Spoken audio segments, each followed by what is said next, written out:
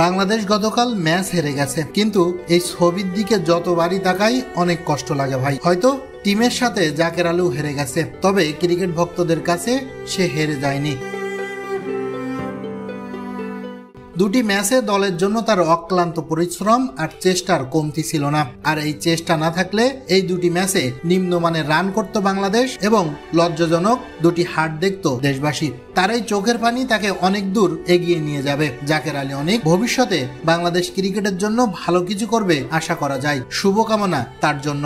অথচ দলের বিপদে সবচেয়ে বেশি হতাশ করেছে দলের দুই অভিজ্ঞ ব্যাটার মুশফিক মাহমুদুল্লাহ। অভিজ্ঞতা এটা কি বাজারে কিনতে পাওয়া যায়? না, কিনতে পাওয়া যায় না। তবে গতকাল মুশফিক মাহমুদুল্লাহ যে অভিজ্ঞতা দেখালেন তা নিশ্চয়ই তারা বাজার থেকে কিনে এনেছেন। তা না হলে দলের বিপদে তারা এমন বাজে শর্ট সিলেকশন করে কিভাবে, এমন অধৈর্যের পরিচয় বা দেয় কিভাবে? প্রয়োজনে যদি অভিজ্ঞতা কাজে না লাগে তাহলে এই অভিজ্ঞতা দিয়ে আপনি করবেনই বা কি? ধুয়ে ধুয়ে পানি খাওয়া ছাড়া আর কোনো কাজেই আসে না।